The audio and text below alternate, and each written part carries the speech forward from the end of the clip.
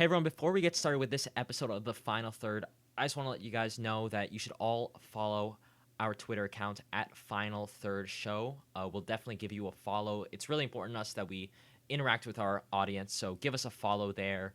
And as always, make sure to give us a follow, give us a rating. We have a great show for you coming up. We talk all about college soccer and if the MLS SuperDraft is actually important. And we also talk about, things like does COVID-19 make having international games immoral? Really, really important debate that we have, as well as all the news and predictions that we have on this week's episode of The Final Third. Thanks for watching.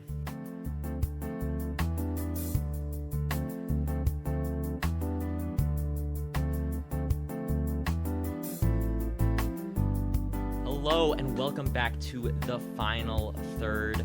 My name is AJ. I'm everyone's favorite Minnesota United, West Ham, and U.S. men's national team fan, and I'm joined today with Jack Seepersod, and I am the resident Chelsea, Minnesota United, and Atalanta BC fan here, and I am glad to be back on another episode of The Final Third. Yes, so glad to be back. We're on episode 3.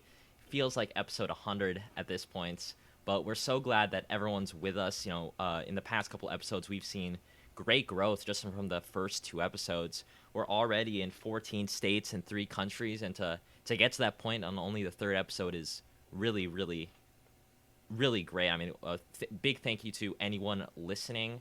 Big thank you to anyone that's been following our Twitter at Final Third Show. If you haven't already followed us on Twitter, follow us there. We've gotten some great engagement there through our tweets, and we love following people back, and we love talking to them. So give us a follow there. What do you think, Jack?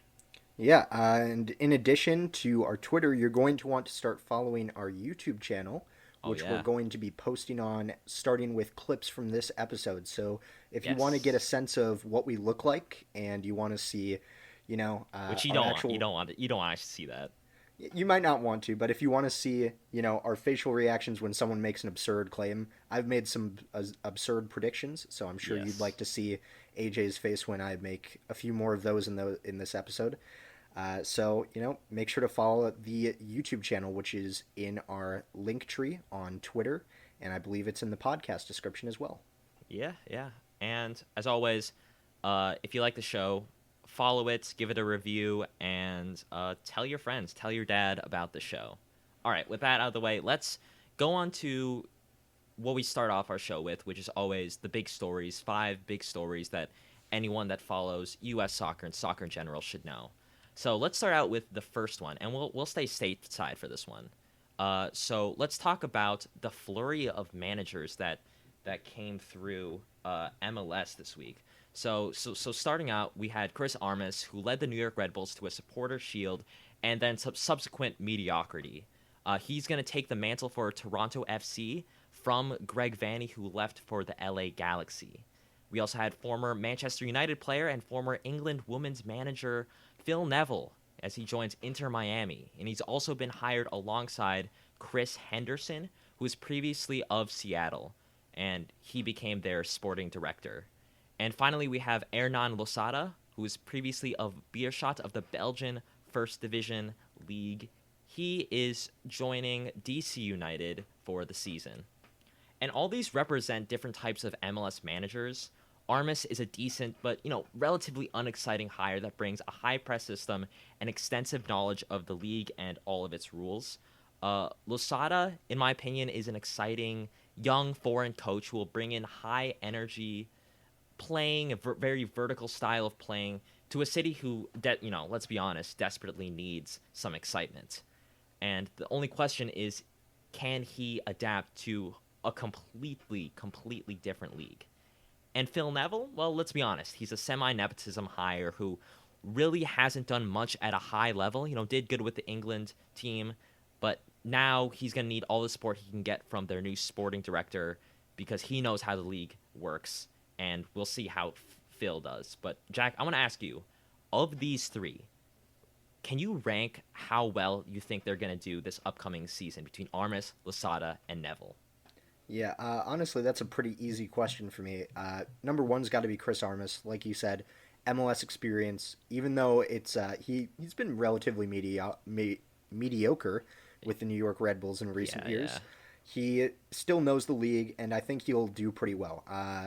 And then we'd have Losada in second to DC, just because, as you said, very young manager, can probably adapt pretty quickly, and is probably there because he's very qualified, and he was probably their first choice at least, or very high up there.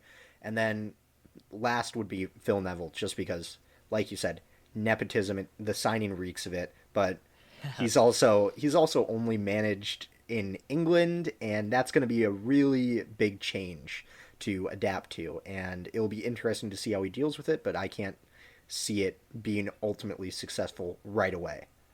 Yeah. So I think I mean, he's in I'd for rather a rough I'd first rather season. be in Miami than England. So I mean, fair play to him. Very true. It is Yeah. great for the weather. We'll see if it's good for Miami. Yeah. All right. Well, why don't you take us off to number 2? Yeah, so going on from the U.S. over to Germany, we had an exciting game last Wednesday in the DFB-Pokal, where Bayern Munich, the current holders of the Champions League and of the DFB-Pokal, were knocked out by second-tier Holstein Kiel on penalties, 6-5. So all in all, Bayern should have won this game. They were Of leading course. up until the 90th minute, 2-1, and then in the 95th minute, uh, Holstein Kiel had a player come through. Hoppe Wall. I know I destroyed that pronunciation, but Nah, that sounds uh, about right. he scored in the 90 plus fifth minute and took it all the way to penalties. And somehow Manuel Neuer just couldn't come up with the saves necessary to keep them out.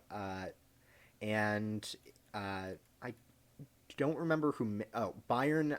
Mark Roca missed from the spot, and every single Holstein Kiel penalty was converted. So this is just a huge blow to Bayern Munich after they've gone on such a long unbeaten run in general and have had amazing success in this competition. To be knocked out in the second round by a second tier club, it's sad for Bayern, but it's cool for me as a soccer fan at least, because Oh it yeah, goes of back to the course. discussion we had last week about how it's the magic of the cup. Anything can happen. Second tier and third tier sides can upset the big guns of the league, and that's exactly what I wanted to see from a cup game, and that's what I got. So, AJ, how are you feeling about this? What do you think? Well, first I feel kind of bad for Bayern. They've now lost more games in 2021 than they did in 2020. That's tough. That's tough. But as someone who enjoys the Bundesliga, I'm really excited to see it really open up, because I'm thinking like, "Oh, who's going to win now? Is it Leverkusen? Is it Dortmund? Is it going to be maybe RB Leipzig? Could it be like Eintracht Frankfurt, because they won a couple years ago?" And that's really exciting for me to think about who's up next, and who can take the mantle away from Bayern Munich. So let's move back across the Atlantic to Canada now, because Montreal Impact of the MLS recently rebranded into Club de Foot Montreal. Not not football, but foot. And they have this circular crest with their name on the border, and there's a snowflake in the middle. They have some arrows as part of the snowflake, which pays homage to the Montreal subway system. And they also have the design. It's inspired by native Mohawk drawings. And honestly, I don't hate it. We got a lot of flack on Twitter at Final Third Show, because we're saying it's a really cool design, because I think it is. I think it's really unique. But if it was an expansion team, then I'd be excited. But it's not. It's a rebrand, and I don't think that they should have rebranded, because they've had this branding, this identity for 30 years, and now they're turning their back on it as if it was nothing.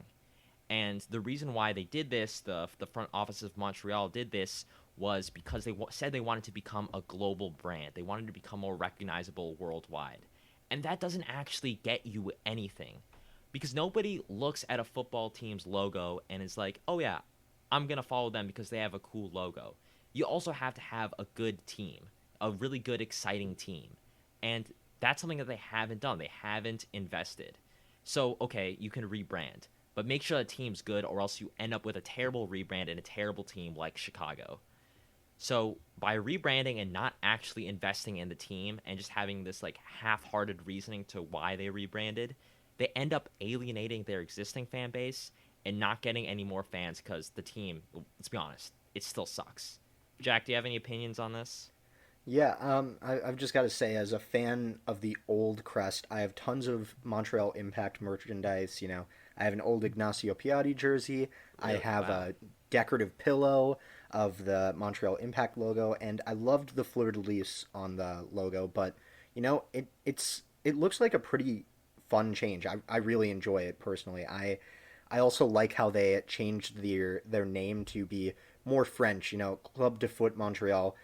Jouer de foot in French means Mm-hmm. play football, so it's a really good way to kind of pay homage to a more French-speaking province of Canada.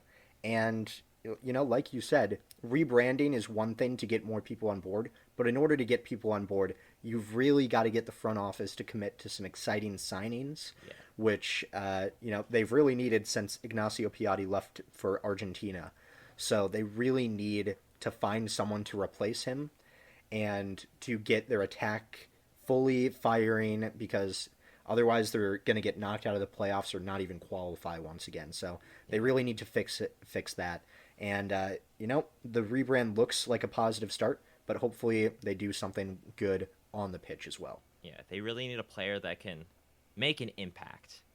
Ha, And I with see that, what you did there. I'll let you take the fourth story. Yeah. Speaking of players who have made an impact across the soccer world all over, Nice. we have Wayne Rooney, who announced his retirement in order to coach Derby County. So Wayne Rooney, obviously an incredible player, who started out at Everton and went on to do incredible things for Manchester United. And he also had a pretty successful stint in MLS, I'd argue, with DC United. And I still remember his excellent goal where he tracked all the way back, only player tracking back to prevent a one-on-one chance, and then just hit it halfway up the field to another player. I can't remember who it was, and he volleyed it in for a last-minute winner. But it just shows how good of a player he was at every single level, and he is going to be so he's going to be regarded as one of the best English players of all time, and possibly one of just the best forwards of all time in the history of the Premier League, because he has been incredible.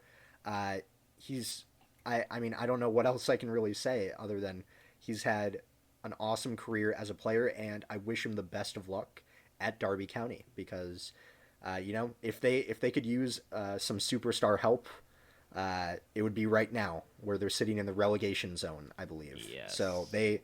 they could really use the help. So I wish all the best for Wayne Rooney in that. What do you think? I think that his coaching career is not going off to a good start. I think they lost 1-0 to Rotherham the last weekend, so not great, but he's a great player. Obviously, Manchester United legend, English legend, so I wish him all the best. But there's another legend that's not doing so well by the name of Lionel Messi. And that's where our fifth story and final story kicks off. Because Athletic Club beat Barcelona in the SuperCopa de Espana final 3-2. And the story here is that Barcelona choked it. They had chances at the end that they could have put away, make it 3-1. Instead, they choked it, conceded two unanswered goals, and to be honest, the refs weren't great. I watched the game. The refs kind of let the Athletic players get away with some diving and commit some fouls, and I'm surprised I didn't see any more cards. But Barcelona, to Athletic's credit, played terribly, and Athletic Bilbao just pounced on that. Their defense was a mess. Subbing off Dest was a mistake. I mean, he was injured, but it's hard to really swallow that pill. But Jordi Alba, Araujo, and Lenglet were like terrible, like actually terrible.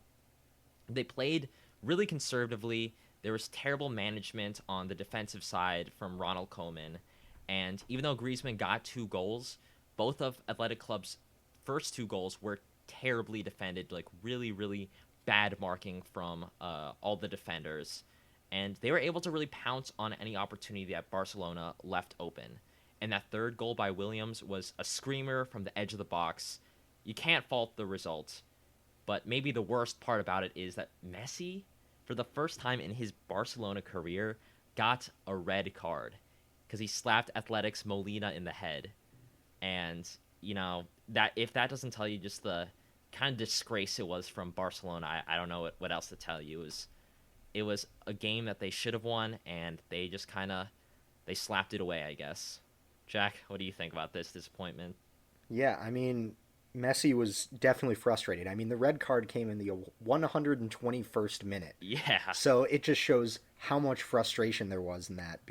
But I've got to say, like, Athletic Club's victory is huge because if you know anything about Athletic Club Bilbao, you'll know that they're based in the Basque region and that they only accept players who are from the Basque region or have relatives from the Basque region. So it's a very exclusive club, but it also makes it so it's sort of like a family. And this is such a huge accomplishment for them because they took out, in the last 2 rounds, they took out Real Madrid and Barcelona, the 2 giants of Spanish football. And it's just a huge victory for their little Basque family, and it was awesome to see. And also, I think Inaki Williams is a top class player. I really enjoy watching him play. So watching him get the winning goal was incredible, especially when it was such a well taken goal. So I was over the moon to see that, even though I would have liked it if if Barcelona got maybe one more trophy for Messi, before he goes off, presumably this summer. I don't know. Anything could happen. But it was also really cool to see such a unique club in Spain win this trophy. Yeah, for sure. I mean, I would like to see a trophy for Dest, for Sergino Dest, but, can't get everything. Yeah. Can't get everything. Well, speaking of Serginho Dest, why don't we go on to our next section where we talk, or rather, where AJ talks about the U.S. men's national team in the U.S. men's national team corner. Yes, welcome to my corner where I talk about all the things related to the men's side of U.S. soccer. And I got, it's been a quiet week, but let's get started off with all the things that happened as quiet as it was. So, first off, Mark McKenzie made his way to Genk, the Belgian Giants. He will likely get his first start or first minutes in the next game, but for this last weekend, he was an unused sub. Matthew Hoppe in the Bundesliga, who scored the equalizer in Schalke's 3-1 loss to Eintracht Frankfurt. So, yeah, he scored the equalizer to make it 1-1, but it ended up being in vain. However, because of that goal, he has 4 goals in 2 games and has now made himself known as a potential depth option at striker. Moving to England in the Premier League, we had 2 Americans face off. Well, first there's Antonee Robinson, who earlier in the week played in a 1-1 draw against Tottenham for Fulham FC, and later in the week played in a loss to Chelsea. And in the Chelsea game, he was making a lot of key passes. He was dribbling very well. Overall, Fulham's most creative player. However, right before halftime, he gets a red card for a nasty tackle on Azpilicueta and just kind of threw the game away for Fulham. On the opposite side of the pitch and on the opposite team, we had Christian Pulisic, who had, again, another quiet game. He had some good runs, made some good plays, especially at the end of the game to kill it off. And he's been getting a lot of flack on Twitter, and overall, I don't really see why he's getting this. I think he's still a good player. I think he's still making good plays and adding to a Chelsea team who previously were kind of in a rut. He's still been one of their creative players, so leave my guy alone. That's what I'm saying. And as previously mentioned, Sergino Dest, moving down to Spain, played 45 minutes in Barca's SuperCopa loss. He played decently, but he felt discomfort in his leg that may have hurt his chances at really getting into the game and helping them play well. and eventually he got subbed off. So moving on to some transfer move, we had Andres Perea, who's an Orlando City player. This isn't necessarily a regular transfer. This is a transfer from one country to another, because he switched from the Colombia national team to the U.S. men's national team. As I said before, he plays for Orlando, and he's a name to look out for. He's only 19. He was on loan for Orlando last year and just made a permanent transfer. And, he's a really good player. He's a defensive midfielder, and I think that he'll get some minutes for the Olympic team as we gear up for the Summer Olympics.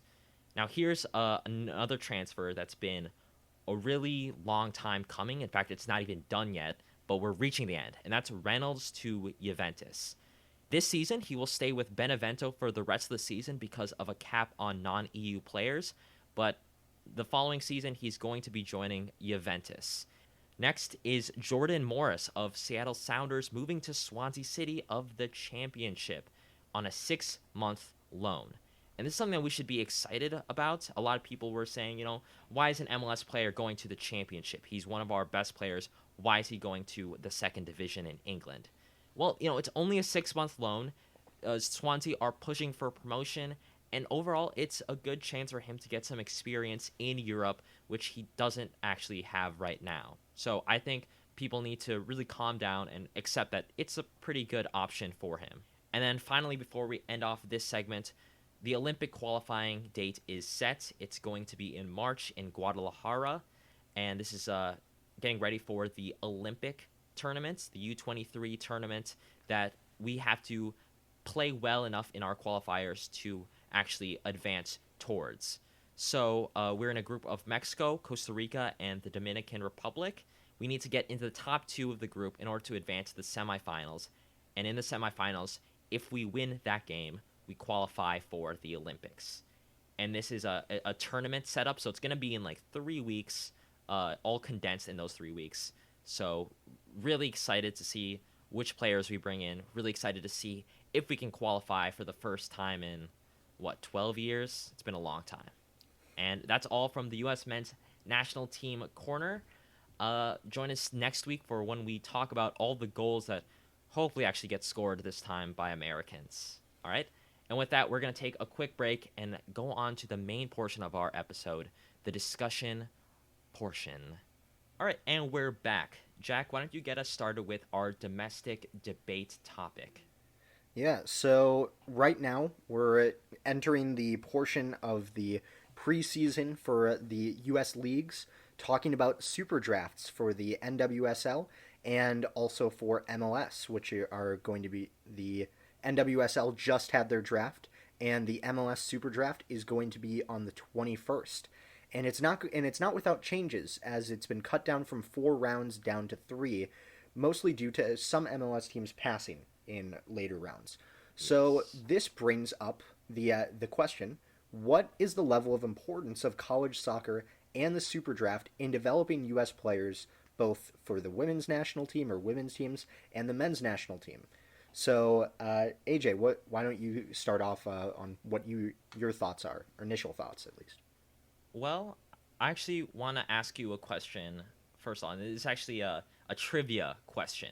Oh, no. I want you to guess in the past 7 years, so from the 2014 season to now, how many players that were drafted ended up on an MLS Best 11? So they had to be drafted from the 2014 season to now. I'm gonna guess 6. 6? Ooh, yes. Actually, that's not a bad guess. It's 4. Okay. So for people who are confused, it's players who were drafted in the 2014 season onwards. And so 4 players who were drafted 2014 onwards, 77 Best 11 selections were possible. 4 out of 77. That's not great. And that goes to show how waning the popularity of the Super Draft is, how waning the importance of it is. Because, a lot of the selections for the MLS Best 11 were previously drafted. But those are guys who were drafted from 2013 and before. At that point, they're veterans. Now, the 2014-15 class of draftees are between 25 and 30, and yet a lot of them still aren't making a lot of big splashes. And there was once a time when a lot of domestic players played in college. Our 2002 World Cup quarterfinal team, most of them came from college. But now it's just not the case. So overall, I don't think that the college soccer scene is as important. I think there are things that we can change about it, but that just shows exactly how much it's kind of waned in the past couple of years. What do you think, Jack? Yeah, well, the Super Draft is an interesting portion of U.S. soccer just because I think that the whole reason we have the Super Draft is to make MLS more palatable to more traditional, I guess, American sports fans. Because, the draft is a huge part of the NBA, it's a huge part of the NFL, and I think MLS executives and NWSL executives are thinking, this is a good way to get people into it and think like, oh, this seems like a pretty serious sport, and there's a route for players that I know from my local team to get into these competitive places and like play professionally. Right. But I also think that it's not gone exactly that way, and that calculation has been severely different for MLS teams because so many trades that I've seen, even just for this upcoming season, have included trading away draft picks because teams simply don't value them as much because they feel like they could get a better deal for veteran players rather than taking a gamble on these players. I mean, it can be great for some teams. Minnesota United had some excellent success with our draft picks. They have all done incredible things for Minnesota United, but at the same time, a lot of other teams haven't had that same level of success and have been relying a lot more on their older guys to take over and, make those game-changing plays for them. And I think it shows that the Super Draft has definitely been decreasing in importance. And overall, at least talking about the women's side, because I recently read this book by Gwendolyn Oxenham, Under the Lights and in the Dark, Untold Stories of Women's Soccer, which was a really good book. Highly recommend reading it if you're interested in the U.S. women's national team or just women's soccer in general. And it talks, the first chapter and throughout the book, Oxenham references Allie Lawn, who you might recognize as a pretty big part of our women's national team. And her career to becoming a professional was very different, and while it involved going to college and playing soccer throughout it, a lot of her rise to prominence actually came from playing street soccer in New York City. And it shows how, the way that progression from younger people playing soccer to professional playing has changed a lot more than it used to be, and it shows kind of a different dynamic than other sports.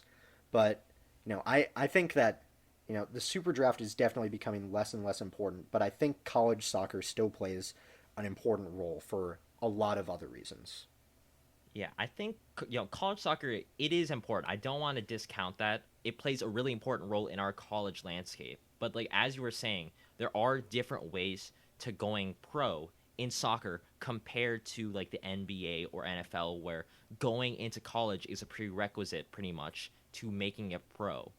But it's not creating as much pro players as we expected to, and what it did back in the early 2000s. I mean, we have notable exceptions. We have Jack Harrison, obviously, of Leeds, Andre Blake, Kyle Larin, Jackson Ewell, Dotson, Roldan, DK, Mueller, and Ibobasi. Those are players that I wrote down in the past couple of years. So I'm like, oh no, they have been very, very good.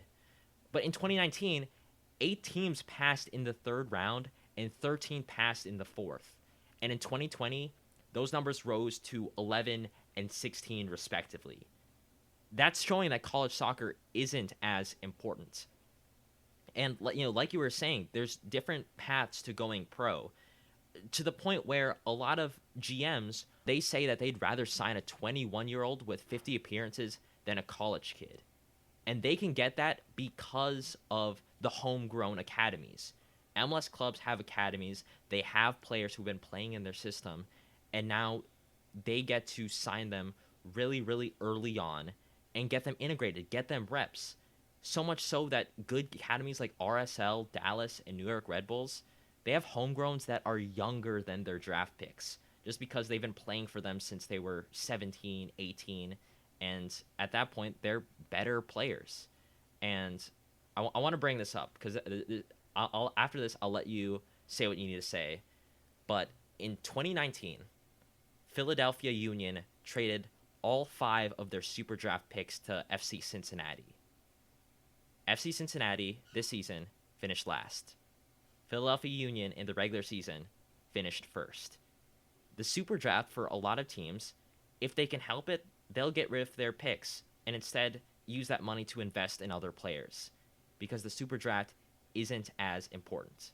Now, Jack, do you have anything else to say about the importance of the SuperDraft in college soccer before we go into maybe what they can do or what changes college soccer SuperDraft can do in order to increase its importance? Yeah, well, just one other thing I wanted to mention, because there's a big dynamic to mention about college soccer as well. Right. In professional play, is that there's a very large disparity, it seems like, between women's and men's soccer as well. Because with in college or pro, it kind of goes between the two, because in a lot of men's teams, Sure. there's a lot more academies and opportunities to get into professional teams through those. The women's team isn't as developed, I guess, in terms of academies, it seems. So the importance of college soccer seems to be pretty big for at least women's soccer, and also I'd argue that it's more competitive, at least in the women's game, in more areas in the U.S. So I think that the SuperDraft in the NWSL is going to be really important in the years to come, because it's where you're getting a lot more of your top talents in the U.S. than compared to the men's game, where you have a lot more academy picks and you can, trade for younger players. So there's a pretty big disparity, I think, that needs to be talked about a little bit, or at least warrants a mention. Yeah.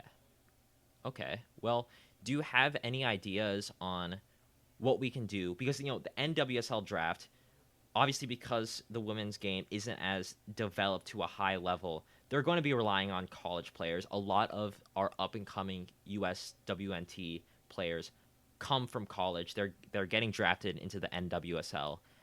That's not the case, obviously, with MLS and U.S. men's national team players. So do you have any ideas on what the men's draft can do in order to improve itself, make college soccer more important?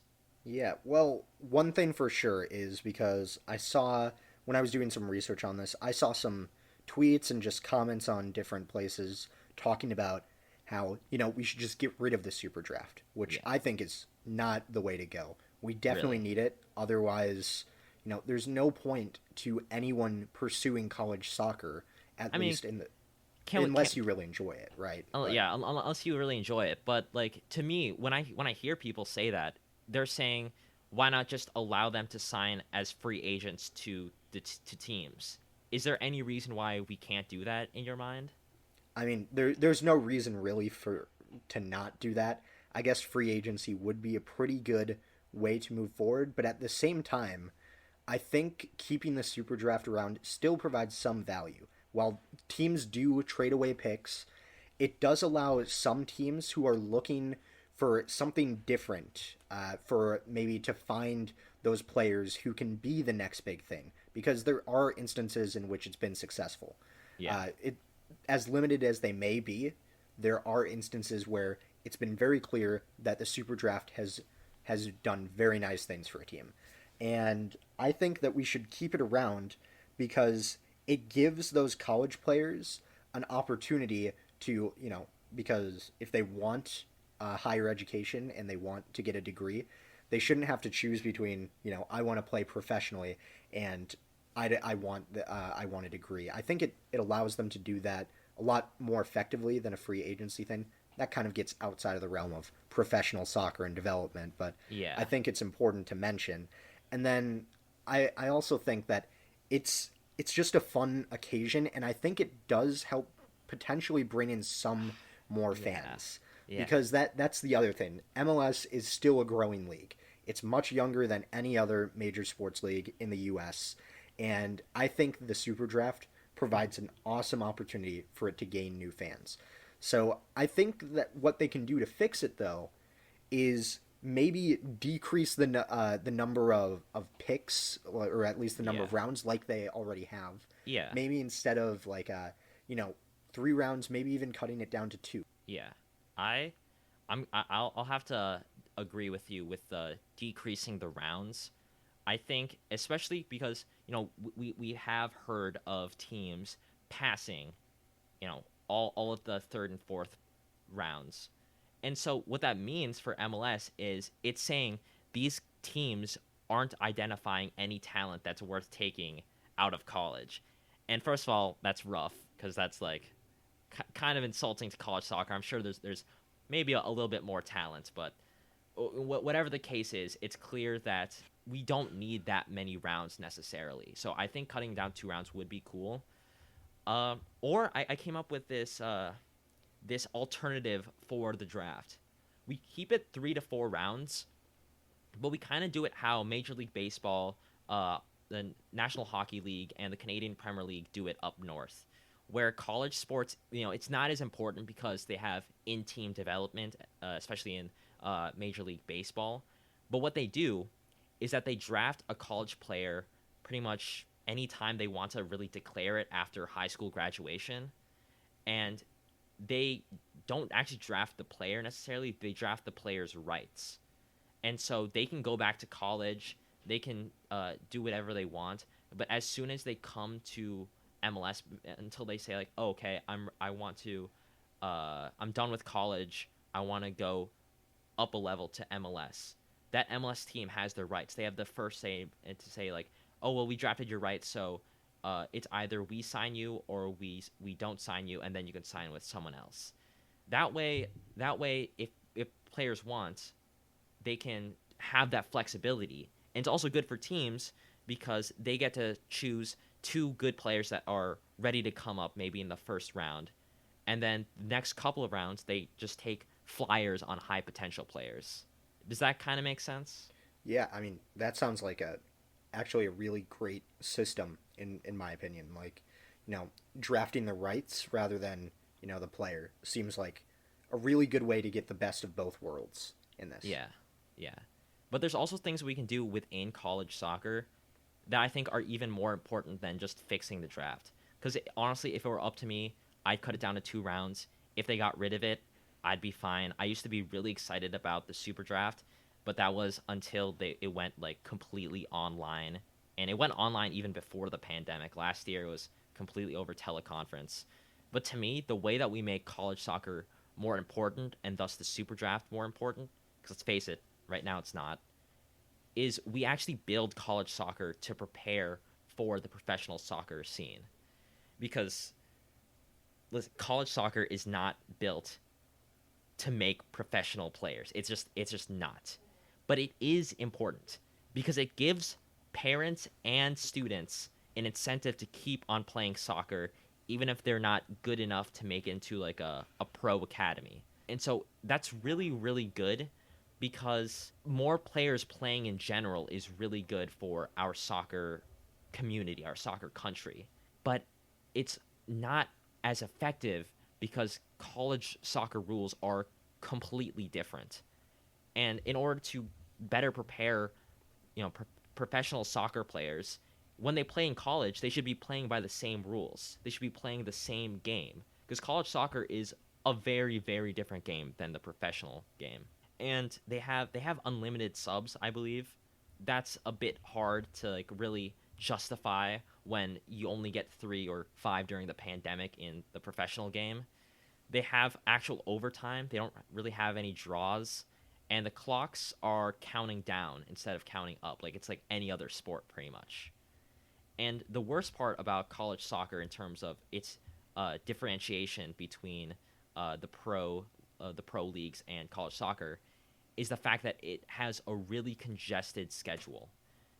College soccer, like a lot of other college sports, is seasonal. it's only in the fall pretty much.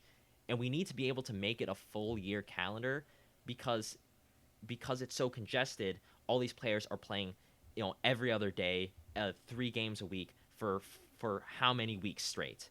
And this is actually really alarming because I have this study here.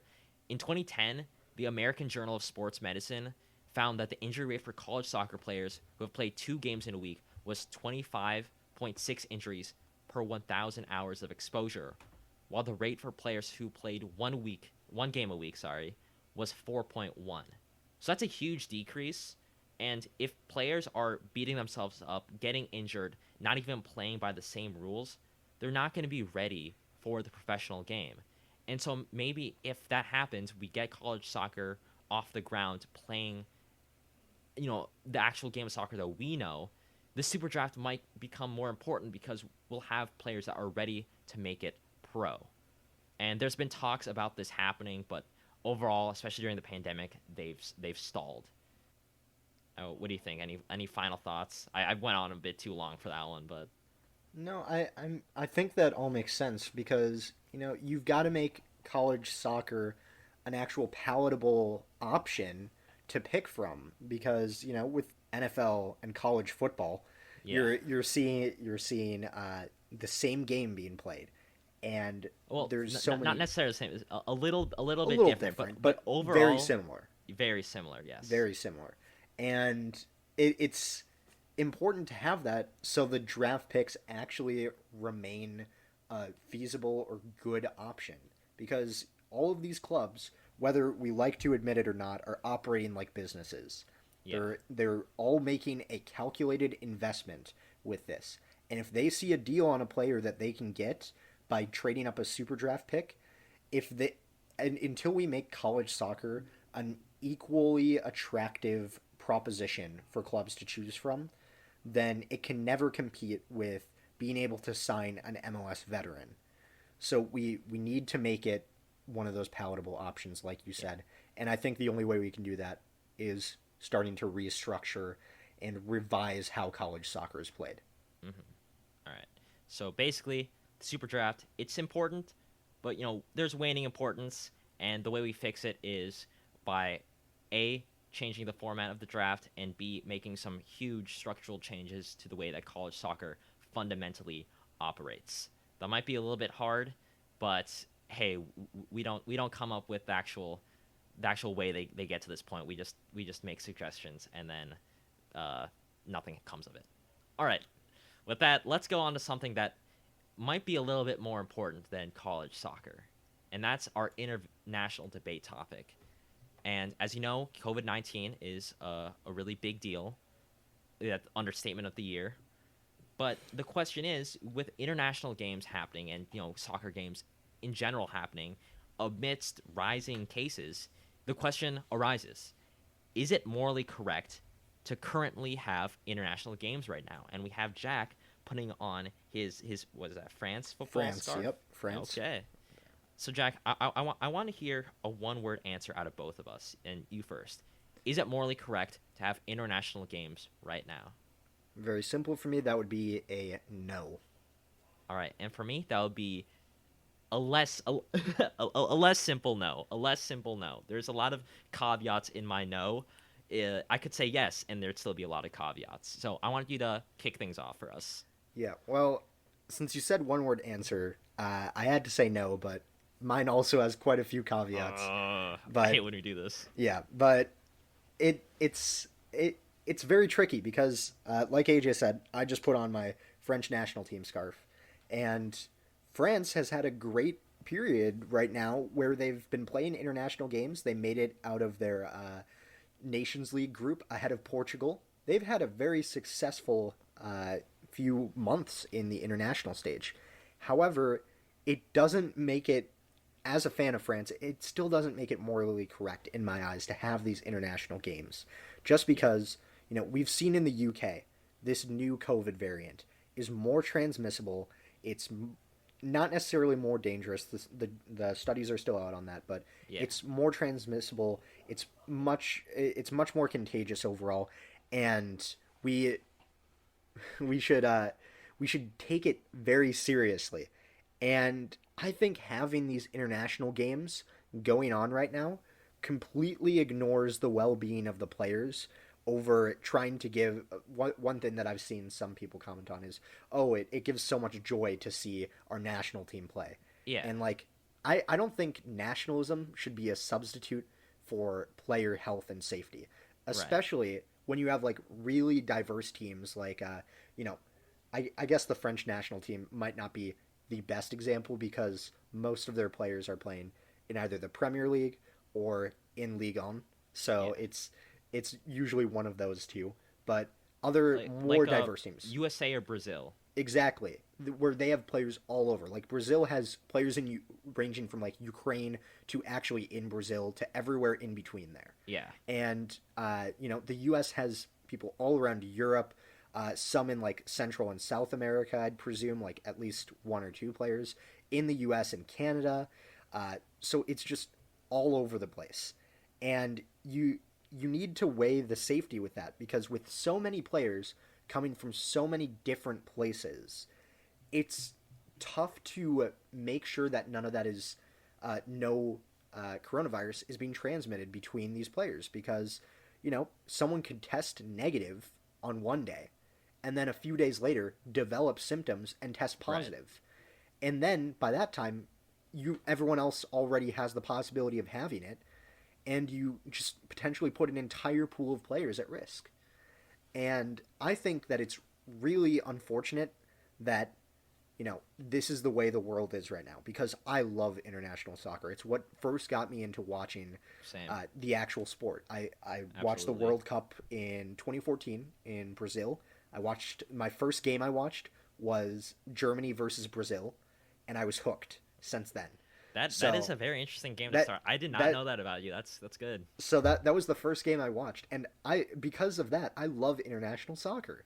But Right. it doesn't change my opinion that it just doesn't seem morally correct to have those international games right now, especially with teams from all over. That being said, I will say that you could make an argument for it potentially being a little safer, slightly, very a very Yes. important thing, slightly safer and slightly more okay if you had teams that were all in one place. So, for example, the U.S. men's national team recently played a friendly against El Salvador, I believe, Yeah. and they chose all, or at least pretty much all, players who were in the U.S. And that is a way that we could manage this a little bit better. Although it's tough to do that while also not like losing a lot of competitive integrity, I guess, if that makes sense Yeah. in some cases. But I think it could be a way to get the best of both worlds. Although I'd still lean to saying if we're going to have international games, I'd rather have the full international team than just like one that's just been thrown together just for the sake of having the game. So that's kind of my opinion on that. AJ, how are you feeling about it? Pretty much the same exact thing. To me, if the team is being very careful and transmission doesn't happen, like because they're testing it, then it's okay. And if they're like very careful about it, it's okay. But overall, I mean, it is an optics thing. We have to admit that where it just doesn't feel right to play these games when so many working class people are getting sick and dying because of it. And we look around the Premier League; they're having massive amounts of cancellations. Sports across the country and the world. We look at the NBA. There's a bunch of cancellations because they can't contain it. They can't contain it, and we have in America 200,000 new cases seemingly every couple days, every day, and that's really tough to swallow. While at the same time watching international games. And while I agree, like having a January camp where it's all MLS players is better than just having them all like come in from all different places. It's still very hard to accept.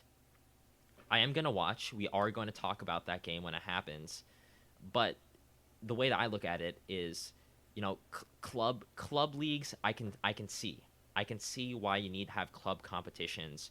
Why it's important for players to keep on playing. Why it's important for the workers to keep on playing. For the teams to keep on playing. They're not playing. But the international games, they're the sprinkles on top. We don't necessarily need them in order to keep the football world going. We don't necessarily need them to keep people employed.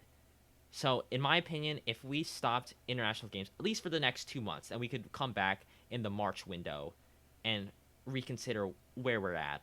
But until then, I don't see how we can have international games in January. In fact, I guess we don't have any international windows until March. So maybe we just completely shut it down for a couple more months, see where we are, come back in April, come back in May, and look at it then.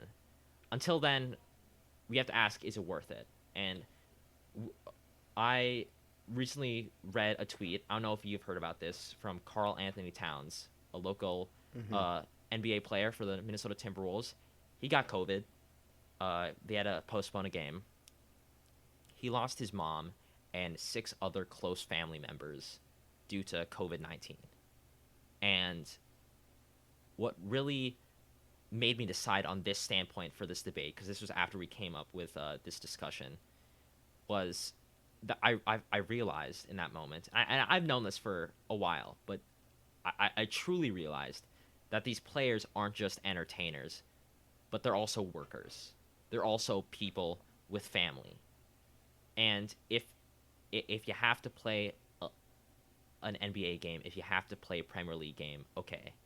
But why would we risk it even further to mix all these people from different places in one place? Is it worth it? No, of course not. Do you have anything else to say before we head on to predictions? Yeah, just one other thing about transmission and everything, because even club games, it's tough to say, like, in the Champions League, for example, to have these, because last semester, right. I think I might have mentioned this on the show before, I took a soccer history class, and our final project was to do a project on some aspect of recent or less recent soccer history. I chose to do it on Atalanta, the team from Italy. And what I found was some of the first cases in Italy of COVID came up because of their trip to Valencia, and they actually encountered patient 0 in Spain and spread it to Italy. And it just shows, like, even though it was awesome for Atalanta because they won a Champions League knockout round game. That's incredible. But it also shows the inherent, like, risks to it. And especially with this new strain of coronavirus coming around, it's better to be on the safer side, in my opinion. And, you know, I try and stay an optimist and hope that the situation will be better by the summer for the Euros. But if it's not much better, and if it's looking similar to what we saw last summer, I'd even go as far as to say it might be morally incorrect to have the Euros, which would suck because I want to see Olivier Giroud win the Euros personally because he's my favorite player. Yeah, Euros, Gold Cup. I think Copa America's this summer as well. Olympics, like, there's a lot on the table. So we'll see how morally correct we can stay as we approach those big tournaments that we want to watch. Yeah. But speaking of big tournaments we want to watch, speaking of big games we want to watch, let's talk about the predictions that we made last week and some predictions for big games that are coming up this week. So let's start off with last week. PSG versus Marseille in the Super Cup. PSG won 2-1, obviously. Goals from Icardi and Neymar, and on Marseille's side, Dimitri Payet, West Ham legend.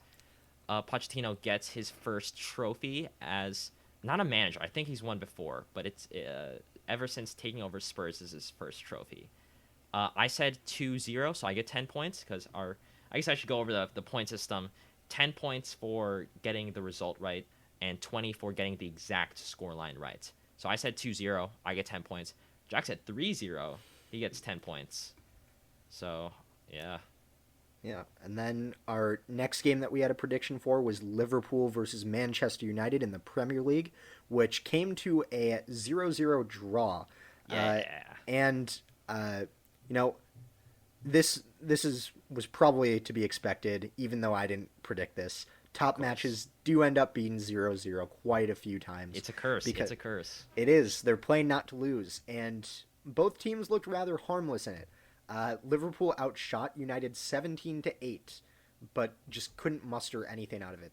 They couldn't break through David De Gea, which is surprising given his recent form. But it still ends up a 0-0 draw. United are top of the table. AJ predicted 0-0, so he got 20 points. That's right. And I predicted it 2-1, so I got 0 points. Yeah, you're pretty off there. I had some pretty awful predictions this week, and we'll get through those as we go through this. Yeah, we'll get through those. How about you take this next one? Because I don't know much about Serie A as much as you do. But yeah, so I can talk about this. Inter versus Juventus and Serie A. This was a pretty big game and potentially a season-defining game for Inter. Right. Inter ended up carrying this through 2-0, and Juventus just got completely outplayed. They didn't look dangerous at all. Weston McKennie, from the U.S. men's national team, did come on. He had a little bit of a spark, but it was way too late. And goals from Arturo Vidal and Barella meant a lot for Inter. And, it's looking increasingly likely that the title for Serie A will be coming to Milan one way or another. Yeah, it just depends. Either red or blue. It just depends on which side is able to maintain their form for the rest of the season. But this is the kind of season-defining game for Inter that they needed, and could prove to be a really bad mark on Juventus. Yes. But neither of us predicted this right. AJ, you predicted 3-4 for Juventus. Yeah. And I predicted 2-3. So we both should have had some faith in Inter, but we both wanted to stick with our good friend Weston McKennie. Yes. But that's how it played out. All right. How about we go to the Netherlands, where Ajax played Feyenoord. Ended up being a 1-0 win to Ajax, and it was a very close game. 1-0 in short is kind of flattering. I thought it would definitely be 1-1 because Feyenoord was by far the better team in the second half. They were unlucky to score one or even two goals, perhaps. Lots of wasted chances. But the goal did come from Gravenberch, assisted by my boy Sebastian Aller. He didn't really do much, I'll be honest. It was kind of a routine pass, and then Gravenberch did the rest. But I guessed 1-0, so that's 20 points to me. Jack, other way, 0-1 to Feyenoord. He gets 0 points for that. And this next game is kind of the marquee matchup for us. I was trash-talking Jack a lot during this, and it all came up moot, and that is Chelsea versus Fulham. Jack, why don't you explain this, Mr. Chelsea fan? Yeah, so this game, as a Chelsea fan, had me doing the normal motions of having a heart attack almost every minute. So Chelsea missed very early chances. Mount hit the crossbar in the first half. Hakim Ziyech made a few attempts, which were pretty loose and pretty harmless, to be honest. Frank Lampard's son himself, Mason Mount, ends up getting the goal after hitting the crossbar. And, maybe we'll silent the Mount haters for a few weeks before they come up again. But that's how it played out. AJ guessed a 1-1 draw. And I guessed 3-1, so I got the result right for 10 points, but unfortunately I also said Timo Werner would score, which I don't know why I said it. He almost did it in the 90th minute, but then he dragged it far wide of the goal. It was a pretty bad attempt, and he is so low on confidence, and I just hope he comes good for it soon enough. Yeah. I don't hope that. I hope he keeps on sucking, because it's pretty funny. But it is funny, to be as fair. A person, I feel for him, and I hope him the best. But I hope myself the best in future matchups, because I win this one, and I hope to keep that streak going. I win 50-20. Our series is now tied 1-1. So now let's kick on to this week's predictions, where I'll definitely win this one. So let's kick it off with a rematch. A rematch of literally like last week's prediction. We're going back to Manchester versus Liverpool, this time at Old Trafford. Jack, this is the FA Cup. FA Cup, fourth round? Insane matchup. What do you think? Okay, so I know that this is going to be a risky move, but right away I'm just going to say Liverpool are going to win. I'm going to go for a 1-0 win for Liverpool, personally. And the reason why, Manchester United's home form is not great this season. And regardless of competition, it has not been great. And Liverpool away from home, to be fair, haven't been the greatest either, but Liverpool just seem more willing to play stronger matchups in the FA Cup, at least this season. And Manchester United seem less willing to, or sorry, more willing to play kind of players that have been more or less forgotten about. And I think because of that, Liverpool's starting lineup coming out will just be too much for Manchester United. I think it's going to be close, but I think Liverpool will win 1-0. I'll take opposite. Manchester United win 1-0. I think we see some rotation out of the sides, given that it's they both want to win the Premier League more than anything. And I'm just going to guess that's going to come down to like some dumb goal, like from McTominay or something. Or like Pogba hits it like from way out, and you're like, that shouldn't be allowed to happen, but it did. So I'm confident in United 1-0. It feels All right, like why don't you take us to Italy? Games, yeah. Oh yeah, Yeah. yeah. Down to Italy. We have a fun matchup: Juventus versus Napoli in the Supercopa Italiana, and it's going to be a neutral venue in the home of Sassuolo, and this is going to be an interesting game. Juventus Napoli. Juventus, a traditionally strong side, but Napoli have been very, very good so far. But I think Napoli are going to come out on top because they've been on a bit of a winning streak lately, whereas Juventus just had that disappointing loss to Inter. So I think Napoli will win this, and I'm going to go for 2-1. Okay. Wait, you said Napoli would win this 2-1? Yes, I said Napoli. Okay, I had to process that because we've been having the same stat lines. I also say 2-1, but to Juventus this time. I think McKennie coming back is huge. This is not even me, speaking as like an American fanboy. A lot of Italian publications do say McKennie has been insanely important for Juventus. So I think that's going to be big. It is a neutral site, so it's not like one of them has home advantage. And I think Pirlo's gonna just force them to win this trophy. I think he needs this. He needs this. It'll be 2-1. But something that might not be 2-1, perhaps, is Leverkusen versus Dortmund. So let's go up to Germany. So for me personally, the way I see this, they're both uninspiring last weekend. Leverkusen falling to a good Union Berlin team, and Dortmund splitting points between relegation candidates Mainz. But I say to hell with all the underwhelmingness. I'd say look out for Leon Bailey because he hasn't scored since December. He's a good player, and he'll be hungry for it. Look out for Erling Haaland because I think he'll also get some goals. Last time that these two have met and have scored fewer than 4 goals in a game between them has been 2017. Every meeting so far has been 4-0, 5-3 or whatever. It's been a lot of high-scoring games. I say the same. I say 2-2. Goals from, like I said, Leon Bailey, Erling Haaland, and, Jude Bellingham. How about him? 2-2. They split the points. Jack? All right. Interesting. I'm going to be a little bit different again. I think that this is going to be a game for Dortmund. They need to win a game like this. They had a poor start to the season, and they want to climb up the table. This is going to be a hotly contested clash. Both are equal on 29 points. And I think Dortmund, just Erling Haaland coming back from injury and Jadon Sancho starting to fire again, is just going to prove to be too much for Leverkusen.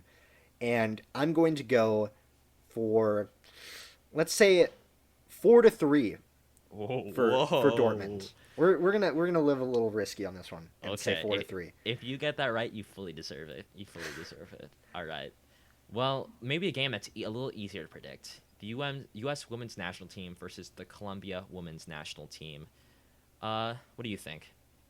Yeah, well, it'll be interesting to see because as we're recording this right now, they're about to play the first game in this series Oh yeah, of right. two. So, it'll be interesting to see that result, and it'll probably be pretty predictive of the second result. But the U.S. women's national team, they're the world champions, and I think this is going to be a performance by champions.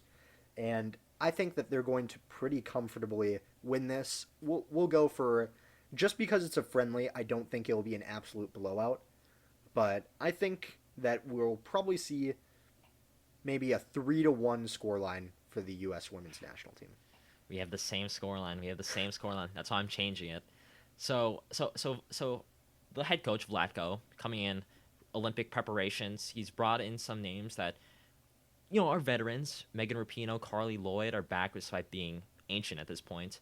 Alex Morgan's not here because she got COVID. But we have Sam Ewis, Rose Lavelle, Mallory Pugh, Ali Krieger, Crystal Dunn. We're missing some England-based players, but it should still be fun. Obviously, those are good players, but what it comes down to me is that this is, according to the FIFA rankings, number 1 versus 26. Last month, we beat number 4 Netherlands. We're gonna be fine. We haven't lost in a game. We haven't lost a game in 2 years. I think we'll be fine. I say it now, and we're gonna get blown out like 7-0. But for this second game in the series, you said 3-1. Yep. Yep. 4-0. Wow. Okay. A clean sheet. Yeah. I'm saying they don't have any firepower for that. But what game will probably have a lot of firepower? That was a bad transition, but we're sticking with it. Is Milan versus Atalanta. That's right. We're having 2 Italian matchups this round of predictions. I have nothing to say about this, so I'm just gonna go off what you say. Go ahead. Okay. Well, first of all, I just want to provide a little bit of history for this game because both of these teams are located in the Lombardy region of Italy. So I didn't even know that. this is a local derby, and they have a hotly contested rivalry. So that's why I put this on the list at the last minute because I saw it was coming up. And these are both teams that are AC Milan is challenging for the Serie A title, and Atalanta are getting up there. They had a disappointing 0-0 draw this past weekend, but this is going to be a game full of goals. AC Milan is firing. Atalanta almost tend to score a lot of goals in the games they play in, usually more than 2 at least. And I think that this is going to be a very fun game to watch. Zlatan Ibrahimovic is back. He just scored 2 goals in their last game against Cagliari. I always mispronounce it. You can argue that this is bias, but I believe in Atalanta. They pulled off a win over Liverpool, and I think that this is going to be a close game, but I think it's going to be 3-2 in Atalanta's favor. An upset win. Whoa. Upset win. That's crazy. I have no reasoning for this. I do not follow either of these teams. I'm going 2-0 to Milan just because I think it'd be funny to have you be really wrong. Yes. And all right, there we go. Those are our 5 predictions. I'm excited to see who comes out on top. So, yeah, that's it for us. Jack, do you have anything else before we sign off? Nope. Just a reiteration of what we said at the beginning. Thank you so much for the early support on this. And again, follow our Twitter at Final Third Show on there, and then also check out our YouTube channel after this because we will be uploading some clips eventually from this episode and all future episodes. Yes. So yeah, and if you're listening to this and you like it, give it a follow, give it a rating, tell your friend, tell your dad, and yeah, follow us on Twitter. Do everything you need to do, and we'll see you guys same time, same place next week. See ya.